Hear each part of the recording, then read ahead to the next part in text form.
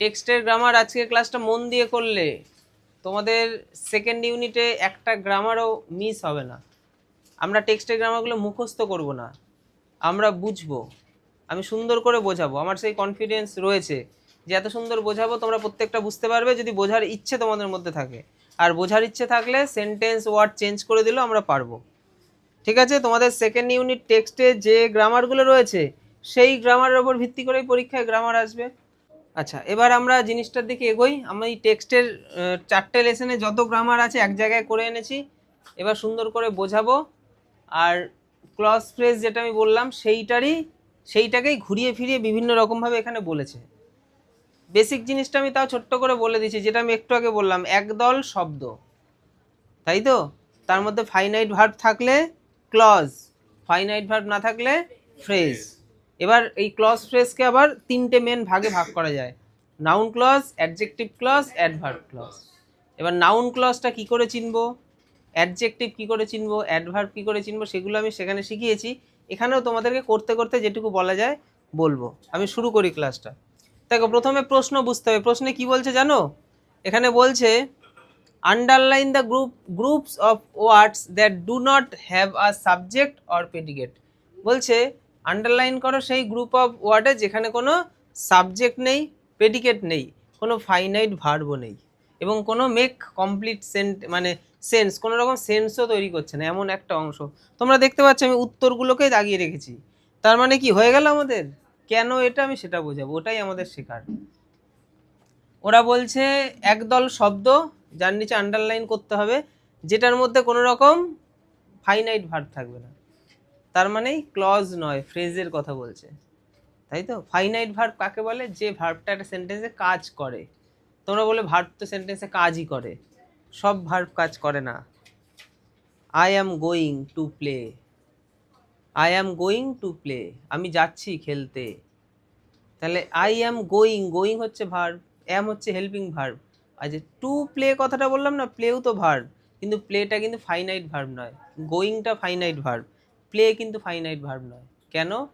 কারণ কি, এটা কোনো সেন্টেন্সে সেই কাজ করা বোঝাচ্ছে না। খেলতে, খেলতে, খেলতে, এরকম একটা সেন্স, এটা তো কোনো খেলা বোঝাচ্ছে না। তো এই হচ্ছে ব্যাপার। আচ্ছা, এখানে আমরা কি দেখতে পাচ্ছি? Humpty Dumpty sat on a wall. এই যে অন এ ওয়াল, আমরা কিন্তু আলাদা আলাদা করলে কোনো অর্থ পাওয়া যাবে না, তো এটাকে আলাদা করা যাবেই না, এই পুরোটা দিয়ে একটা অংশ। তাহলে এটা হচ্ছে একটা ফ্রেজ, এটাকে আন্ডারলাইন করা হলো। তারপর দেখো, দ্য সান রাইজেস, রাইজেস, রাইজেসের ফল কোথায় ওঠে? দেখো, শুধু ইস্ট লিখলে হবে না, দাও লিখতে হবে, ইনও লিখতে হবে। ইন দ্য ইস্ট, এটা হয়ে গেলে একটা ফ্রেজ, এর মধ্যে কোনো ভার্ব নেই। তারপরে the farmer lived in a house, farmer বাস করে একটা বাড়িতে, হলো, এইটুকু পরিষ্কার। তারপরে এই যে অংশটা আছে, তুমি শুধু মেড কথাটাকে নিলে এখানে হবে না, এই 3টে জিনিস দিয়ে এটার অর্থ বোঝা যাবে। কোনো একটি ওয়ার্ড দিয়ে তুমি অর্থ বুঝতে পারবে না। যদি মেড লিখে বাকি দুটোকে কেটে দিই, হাউস মেড, কোনো অর্থ নেই। মেড কেটে দাও, অফ স্ট্র, কোনো অর্থ নেই। এই 3টেকে দিয়ে একটা অর্থ হচ্ছে, বাড়িটা কি দিয়ে তৈরি? মেড অফ স্ট্র, এইরকম আর কি সেন্স। আচ্ছা, তারপরে দেখো, in the following sentences underline the group of words that do not work of an adjective. এটার মানে কি? সেন্টেন্সের মানে কি? সবার রেসপন্স চাই। আমাদের এই ওপরের লাইনের মানেটা কি? বলছে groups of words that do the work of an adjective, মানে সেই একদল, আগেরটা তো বলেছিল শুধু একদল শব্দ, সেটার নিচে আন্ডারলাইন করো, বাকি কিছু বাদ বিচার করতে হবে না। আর এবার বলছে সেই তুমি যেটা আন্ডারলাইন করবে সেটা কি? সেটা কি অ্যাডজেক্টিভ? মানে সেটা কি বলছে? Group of word that do the work of an adjective, যেটা অ্যাডজেক্টিভের মতো কাজ করবে। বলছে সেই অংশটাই আন্ডারলাইন করো যেটা অ্যাডজেক্টিভের মতো কাজ করবে। এবার এইখানে আমাদের বুঝতে হবে অ্যাডজেক্টিভ মানে আমরা জানি একদম বাচ্চাদের, অ্যাডজেক্টিভটা কি জিনিস? নাউন প্রোনাউনের দোষগুণ, সেটাই অ্যাডজেক্টিভ। সে ভালো মেয়ে, ভালো হচ্ছে অ্যাডজেক্টিভ। সে খারাপ ছেলে, খারাপ হচ্ছে অ্যাডজেক্টিভ, তাই না? তাহলে সেটা কি? প্রোনাউন। রাম ভালো ছেলে, ভালো হচ্ছে অ্যাডজেক্টিভ, রামটা কি? নাউন। তাহলে নাউন প্রোনাউনের দোষগুণ বোঝানোর জন্য অ্যাডজেক্টিভের জন্ম হয়েছে, এটা আমরা জানি। এবার ওখানে তো দেখতে পাচ্ছি আমরা গুড, ব্যাড, সিঙ্গেল একটা ওয়ার্ড, যেটাকে আমরা অ্যাডজেক্টিভ বলছি। কিন্তু এখানে বলা হচ্ছে এরকম 2-3টে ওয়ার্ড দিয়ে একটা দল তৈরি হবে, যেটা একটা অ্যাডজেক্টিভের কাজ করছে, এবং সেই অ্যাডজেক্টিভ ফ্রেজ বা ক্লজটাকে আমাকে খুঁজে বার করতে হবে। ফ্রেজ ক্লজ কি করে বুঝবো? ওই অংশটার মধ্যে যদি আমাদের ফাইনাইট ভার্ব থাকে, তাহলে ওটা হয়ে গেলে অ্যাডজেক্টিভ কি? ক্লজ, আর ফাইনাইট ভার্ব না থাকলে সেটা হয়ে গেল অ্যাডজেক্টিভ ফ্রেজ। দেখো আমি উত্তর করে রেখেছি, হি ওয়াজ এ ম্যান, সে একজন মানুষ, মানে সে একজন মানুষ ছিল।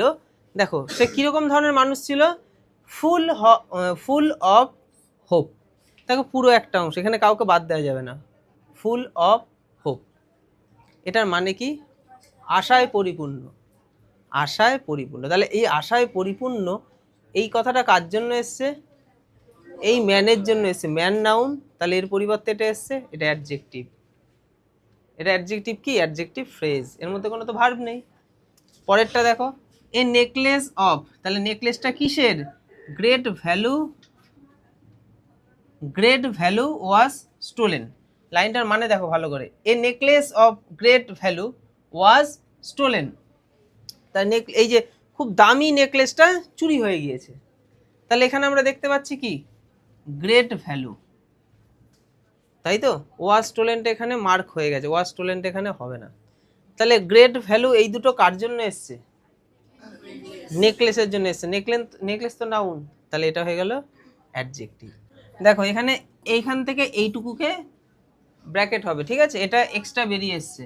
আচ্ছা তাহলে অফ গ্রেট ভ্যালু, তাহলে নেকলেসের জন্যই তো এই অংশটা এসছে, তাই তো, তাহলে নেকলেস নাউন হলে এটা কি হবে, অ্যাডজেক্টিভ, কারণ নাউনের জন্য যেই আসবে সে হচ্ছে অ্যাডজেক্টিভ। এবং এটা কোনো সিঙ্গেল একটাই না যে নেকলেসের পর অফ দিয়ে ছেড়ে দিলাম, হবে না, অফ গ্রেট ভ্যালু এই পুরোটা অংশ দিয়ে একটা সেন্স তৈরি হচ্ছে, বোঝা গেল। আচ্ছা তারপরে দেখো, দিস ইজ আ টেবিল, তারপর দেখো কি লেখা আছে, মেড অফ উড, টেবিলটা কি দিয়ে তৈরি, কাঠ দিয়ে। এখানেও দেখো এই তিনটে অংশ দিয়ে একটা গোটা অর্থপূর্ণ কিছু একটা দাঁড়াচ্ছে, এবং যেটা এই টেবিল নামক নাউনের জন্য এসছে, তাহলে এটা হয়ে গেল অ্যাডজেক্টিভ।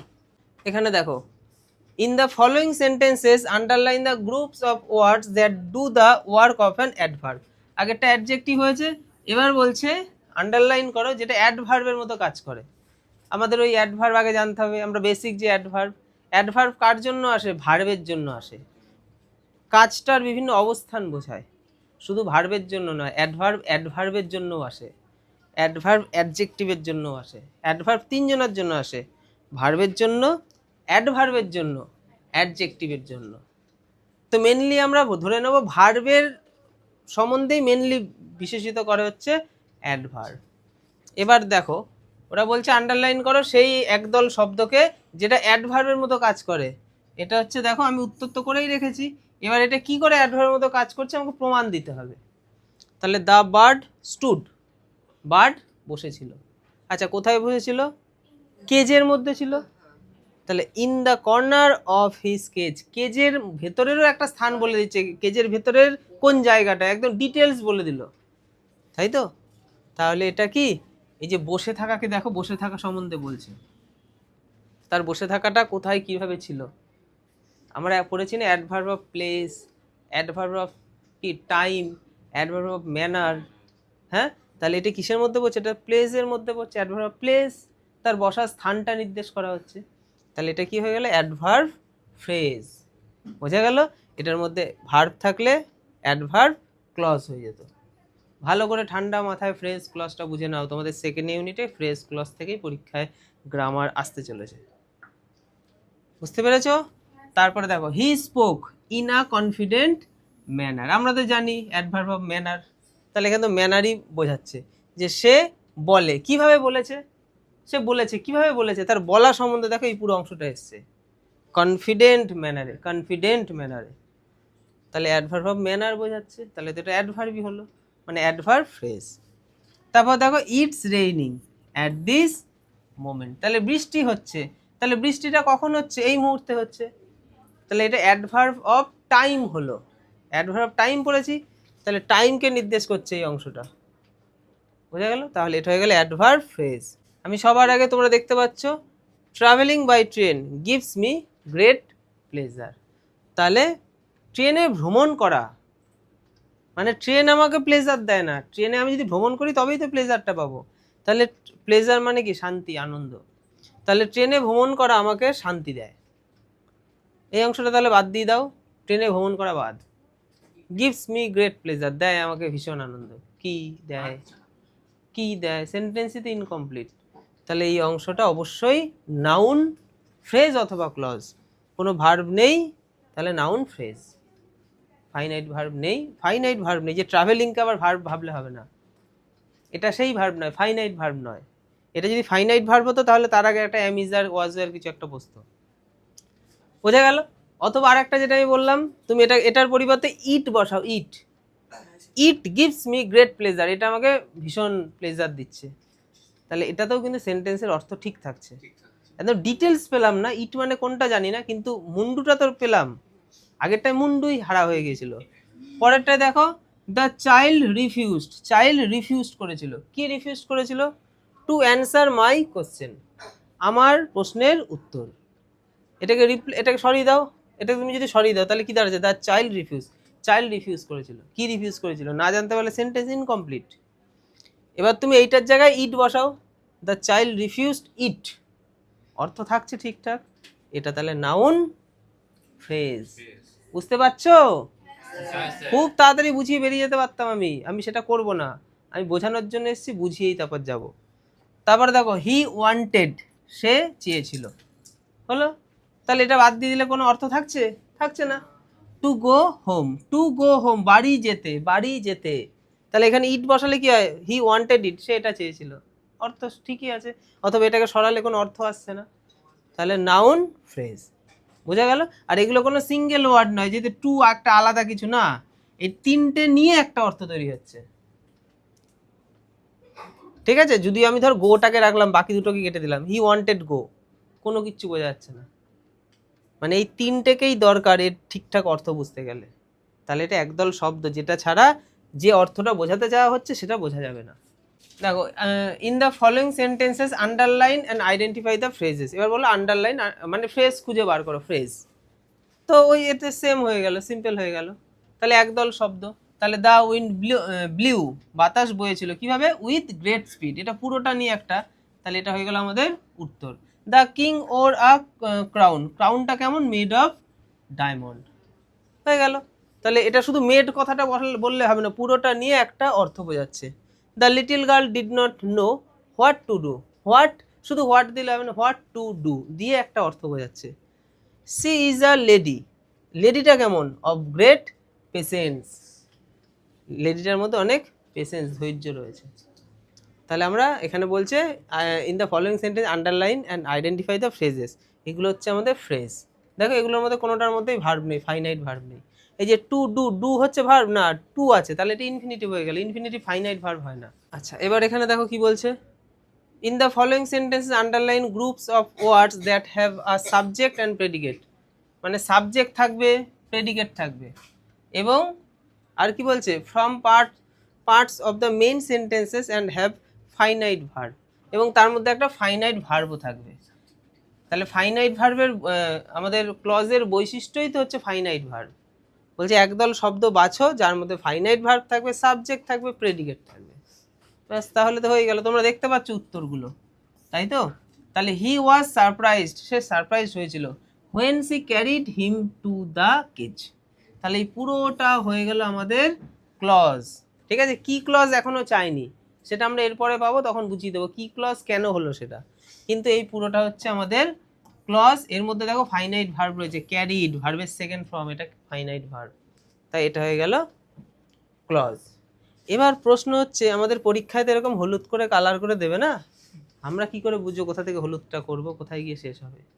আমরা দেখবো লিঙ্কার, লিঙ্কার বুঝি, যেটা দড়ি দিয়ে বাঁধে। তাহলে এই যে এই দেখো লিঙ্কার, এগুলো হচ্ছে লিঙ্কার, এগুলো হচ্ছে linker. When, which, as, that, এগুলো সব লিঙ্কার। দেখবে সাবজেক্ট ভার্ব দিয়ে কমপ্লিট হয়ে যাওয়ার পর একটা লিঙ্কার চলে আসবে। তাহলে লিঙ্ক, হ্যাঁ, যেহেতু এর আগে ধর একটা ধাক্কা খেয়ে যাবে, ঢালা খাওয়ার পর আবার অ্যাজ দিয়ে আবার শুরু হবে। লিঙ্কার কোনটাকে বলে? একটা কমপ্লিট হয়ে গেছে আর একটা কমপ্লিট, দুটো কমপ্লিটকে যুক্ত করতে হবে কোনো একটা দিয়ে, সেটা হচ্ছে লিঙ্কার। দেখ অ্যাজ এর আগে যেটুকু, এটা একটা কমপ্লিট অংশ, I did not go to school, হয়ে গেল। এইখানে কি একটা একটা অংশ কমপ্লিট হয়ে গেল, আবার এটা একটা অংশ, আই ওয়াজ আনওয়েল, এই এসে লিঙ্কার করে দিল দুটোকে। বোঝা গেল? আচ্ছা, এবার বিষয়টা হচ্ছে যেটা আমি বলছিলাম, আমরা দেখবো সেন্টেন্সের মধ্যে যে লিঙ্কারটা থাকবে, লিঙ্কার থেকে কিছুটা গেলেই সে পুরোটাই হয়ে যাবে কি কি ক্লজ অথবা ফ্রেজ। ঠিক আছে, তাহলে এই লিঙ্কার থেকে আমরা ক্লজ পাবো। এই যে লিঙ্কার, লিঙ্কার থেকে পুরোটা হচ্ছে কিছুই তাহলে বুঝতে হলো না, আমরা শুধু লিঙ্কার খুঁজবো, লিঙ্কার থেকে পুরোটা হয়ে গেল আমাদের ক্লজ। এবার পুরোটা বললেও হবে না, আমি এভাবে শিখিয়েও যেতে পারি না, কারণ এমন হতে পারে কিছু ক্ষেত্রে এই অংশটা প্রথম দিকে রয়েছে, এই অংশটা শেষের দিকে রয়েছে, তুই তো পুরো লিঙ্কার থেকে টেনে দিবি। তখন কি করব, আমাদের লিঙ্কার থেকে সাবজেক্ট ভার্ব দিয়ে সেই অংশটার কথাটা কমপ্লিট কোথায় গিয়ে হচ্ছে ওটা একটু বুঝতে হবে। লিঙ্কার যদি মাঝখানে থাকে তাহলে পুরো টেনে দাও, অসুবিধা নেই, ম্যাক্সিমাম ক্ষেত্রে এটা হয়, কিন্তু কিছু ক্ষেত্রে তো এরপরেও কিছু থাকতে পারে, দেখতে হবে এই অংশের সেন্সটা কোথায় গিয়ে কমপ্লিট হচ্ছে, সেইটুকু হচ্ছে আমাদের ক্লজ। সেটা আমরা প্র্যাকটিস করতে করতেই পাবো। আচ্ছা, এবার এখানে কি চলে এসছে, অ্যান্টোনিম। আচ্ছা, ডিফারেন্ট, সিমিলার, জেন্টলি, রাফলি, আনইজি, কাম, ওপেন, ক্লোজ।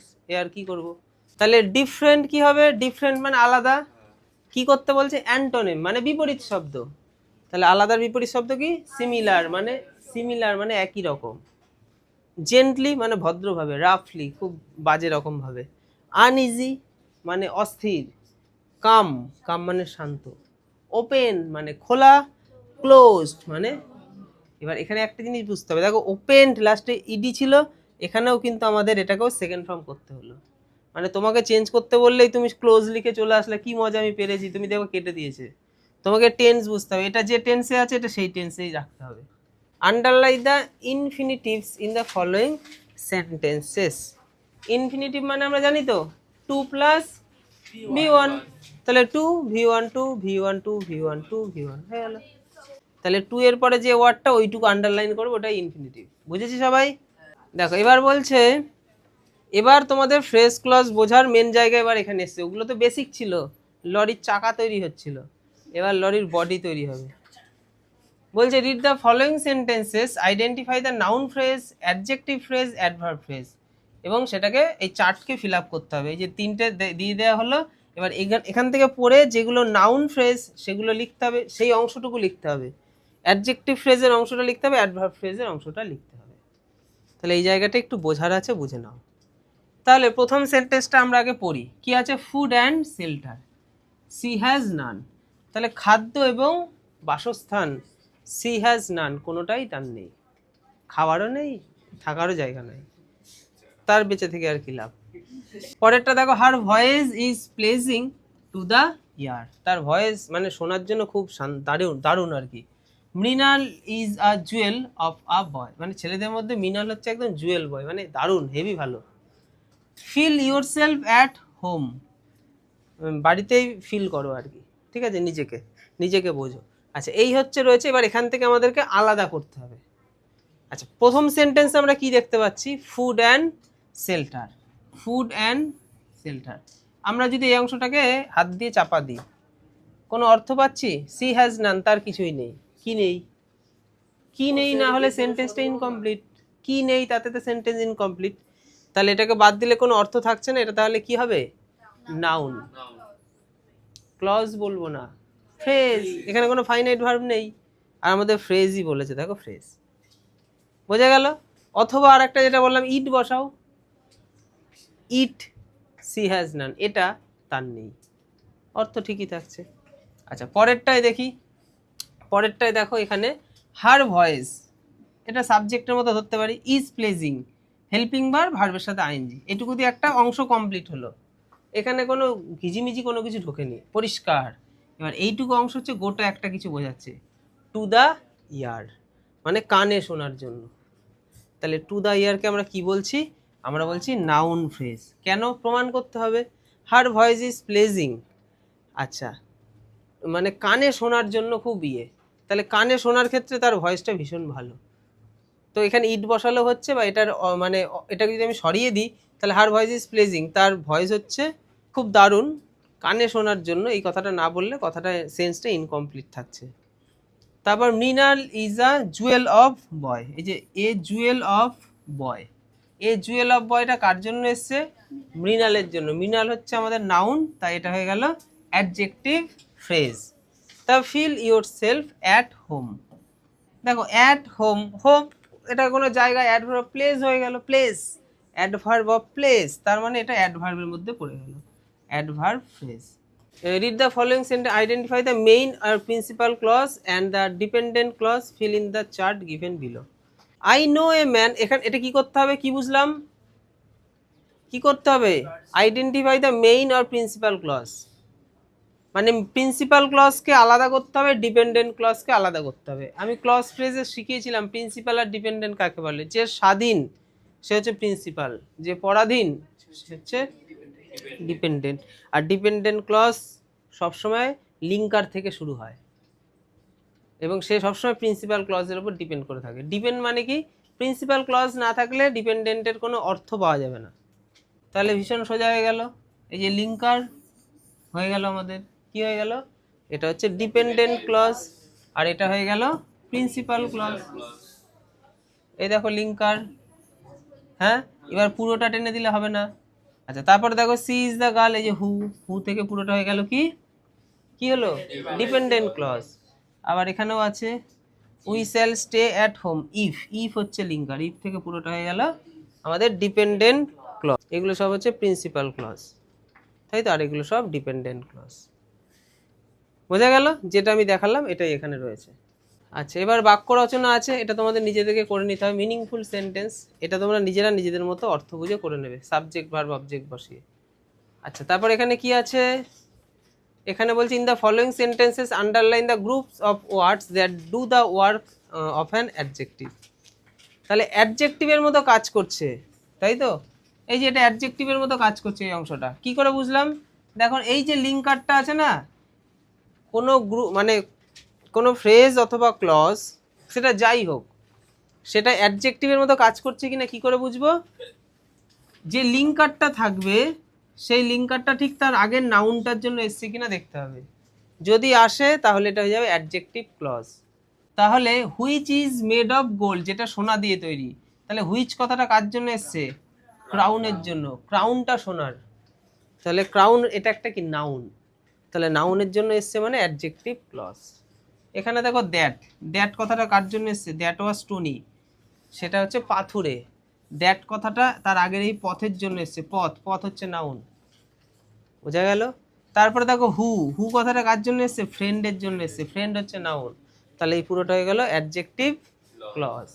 পরীক্ষায় গ্রামার কেমনভাবে আসবে তার জন্য আমি প্রশ্নবিচিত্রা সেট করাবো, তখন তোমরা বুঝে যাবে গ্রামারটা ওখানে কিভাবে দিতে চলেছে। In the following sentences underline the groups of words that do the work of an adverb. এবার দেখো অ্যাডভার্বের মতো কাজ করবে, যেটা একটু আগে করলাম অ্যাডজেক্টিভ হয়ে গেল, এবার অ্যাডভার্বের মতো, এগুলো তো একই জিনিস রিভাইজ হচ্ছে, প্রথম দিকেও তো দেখানো হলো। দেখো এই যে লিঙ্কার থেকে পুরোটা হচ্ছে কি ক্লজ, লিঙ্কার থেকে পুরোটা হয়ে গেল ক্লজ, এই যে লিঙ্কার থেকে পুরোটা ক্লজ, লিঙ্কার থেকে পুরোটা ক্লজ, এটা হচ্ছে প্রথম স্টেপ গেল, এবং এটা হচ্ছে ডিপেন্ডেন্ট ক্লজ এগুলো, আর এদিকের গুলো হচ্ছে প্রিন্সিপাল ক্লজ।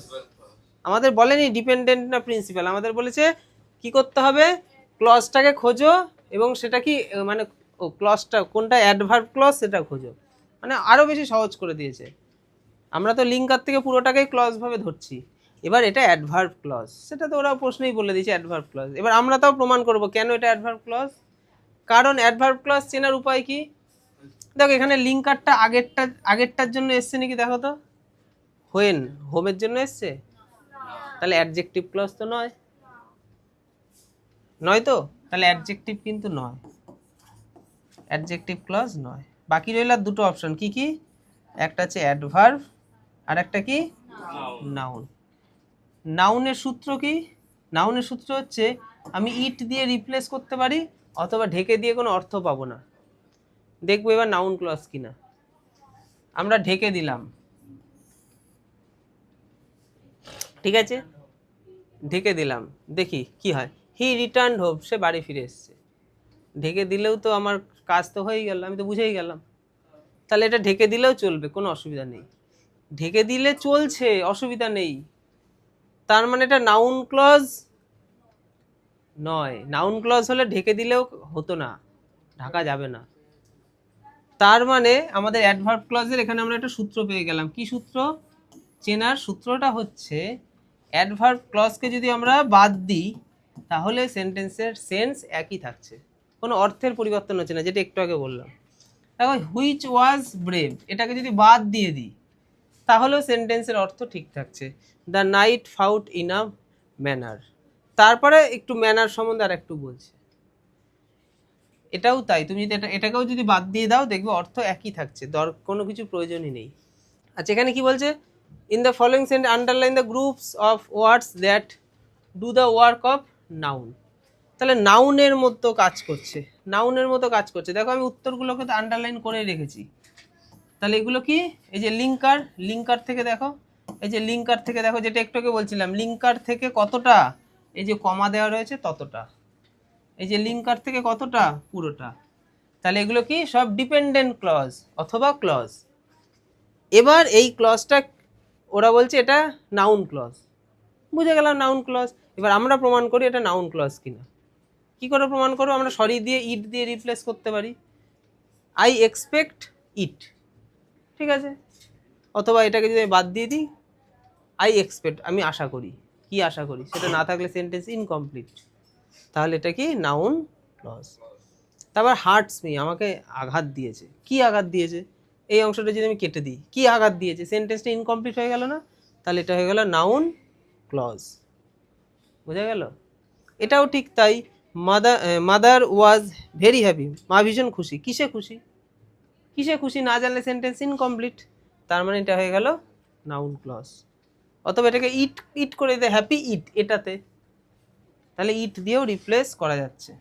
আচ্ছা, underline the clause in the following sentences and state what kind of clause they are. আচ্ছা, এবার দেখো বলছে ক্লজের নিচে আন্ডারলাইন করো এবং সেটা কি ধরনের ক্লজ। আমরা তো শিখেই গেছি।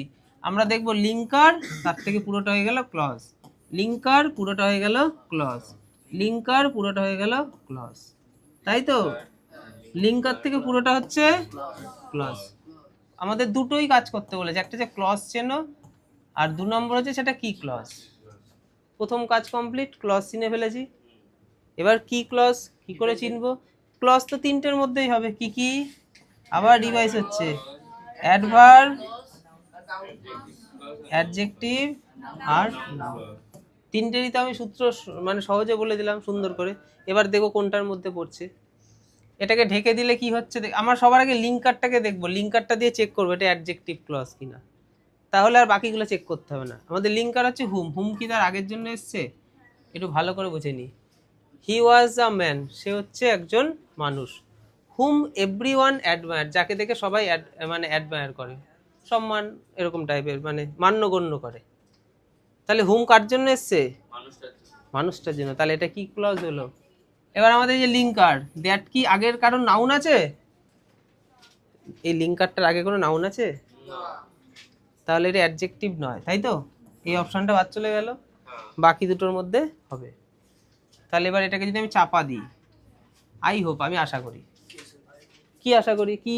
সেটা তো নেই। তার মানে এটার প্রয়োজন, প্রয়োজন থাকলে সেটা কি হবে? Noun clause. প্রয়োজন না হলে কি হবে? Adverb clause. তাহলে ক্লজ চেনা সব কঠিন। এই যে এত ওই আগে যাবতীয় যা ছিল না সব কিছু কিন্তু এই 5-6টা সেন্টেন্সের জন্য, মানে সব কিছুই হচ্ছে এই কটা জিনিস বোঝানোর জন্য। ওই প্রথম দিকে সব বেসিক জিনিসগুলো বোঝানো হচ্ছিল। তারপরে দেখো লিঙ্কার হচ্ছে অ্যাজ, অ্যাজ দেখে বুঝেই যাচ্ছি অ্যাজ আগের ওটার জন্য আসবে না, তাহলে অ্যাডজেক্টিভ নয়, বাকি অ্যাডভার্ব আর নাউন। তাহলে আমরা এটাকে রিপ্লেস করে দেখব কি হয়। অ্যাজ হি ওয়াজ টায়ার্ড, এটাকে যদি আমি বাদ দিয়ে দিই অর্থ কি দাঁড়াচ্ছে? He could not walk further, সে আবার হাঁটতে পারবে না। সেন্টেন্স কমপ্লিটই তো হয়ে গেল। এটা না হলেও চলবে, তাহলে এটা অ্যাডভার্ব ক্লজ, তাই তো? এছাড়াও তো বোঝা যাচ্ছে, বোঝা যাচ্ছে পরে দেখছি। They live in a place where, where. আচ্ছা, হোয়ার এটা দেখে আমরা বুঝতে পারছি প্লেসকে বোঝাচ্ছে, অ্যাডভার্ব অফ, এটা অ্যাডভার্ব ক্লজ, প্লেসকেই তো বোঝাচ্ছে। অথবা আমাদের সূত্র তো রয়েছে, বাদ দিয়ে দাও, দে লিভ ইন আ প্লেস, একটা জায়গায় বাস করে, হয়ে গেল, সেন্টেন্স কমপ্লিট। যে কোনোভাবে আমি তো যেতেই পারি। My friends took me two a garden, which কথাটা কার জন্য এসছে? গার্ডেনের জন্য। গার্ডেন হচ্ছে একটা নাউন, তাহলে এটা কি ক্লজ? Adjective clause. লিঙ্কার তার আগে নাউনের জন্য এসছে, তাহলে তো অ্যাডজেক্টিভ ক্লজ। তারপরে দ্যাট, দ্যাট তো কোনো আগে নাউন ফাউনের জন্য আসে না, তার মানে অ্যাডজেক্টিভ হবে না। এবার এটাকে যদি আমি বাদ দিয়ে দিই, কি দাঁড়াচ্ছে? দে দ্য আর্টিস্ট হোপড, আর্টিস্ট আশা করেছিল। কি আশা করেছিল? এটাকে ছাড়া চলবে না? চললে কি হবে? Noun clause. আর চললে কি হবে? উল্টো বলে দিলি।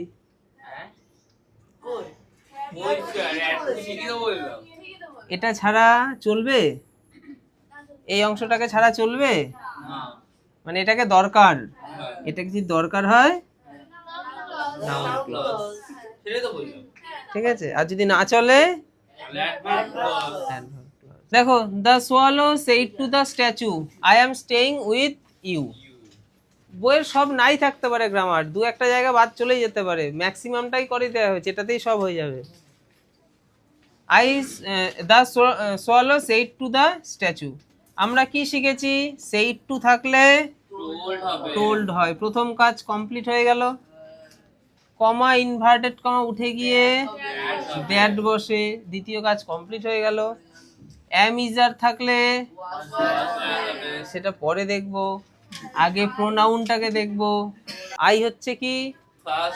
ফার্স্ট পারসন, তাহলে আইটা ফার্স্ট পারসন কাকে ফলো করে? ফার্স্ট পারসন সাবজেক্টকে ফলো করে, সেকেন্ড পারসন অবজেক্টকে ফলো করে, আর থার্ড পারসন ন্যারেশন চেঞ্জ করে। No change. আচ্ছা, তাহলে ফার্স্ট পারসন সাবজেক্টকে ফলো করে, তাহলে অর্ক যেটা বলছে ভার্বের আগে যেটা থাকে সেটা সাবজেক্ট, ভার্বের পরে যেটা থাকে সেটা অবজেক্ট।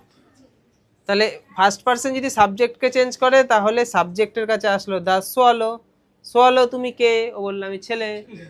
তাহলে ছেলে হলে ওর পরিবর্তে যে প্রোনাউনটা বসাবো হি, হয়ে গেল। আচ্ছা, এম রয়েছে, তার মানে এম ইজ আর থাকলে ওয়াজ ওয়্যার হয়। আমাদের এখনকার সাবজেক্ট হয়ে গেছে সিঙ্গুলার, কি বসবে? ওয়াজ। বাদ বাকি এখানে যা আছে বসাবো, কিন্তু প্রোনাউন থাকলেই দাঁড়িয়ে পড়বো, প্রোনাউন থাকলেই তাকে চেঞ্জ করতে হবে। এখানে ইউ, ইউ কোন পারসন? সেকেন্ড পারসন, কাকে ফলো করে? অবজেক্টকে। অবজেক্ট কোনটা?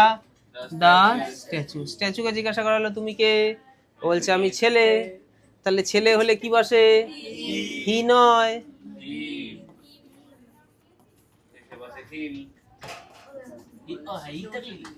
এবার ভালো করে বুঝে নাও, ভার্বের আগে যদি বসে, ভার্বের আগে যদি বসে ছেলে থাকলে হি, ভার্বের পরে যদি বসে হিম।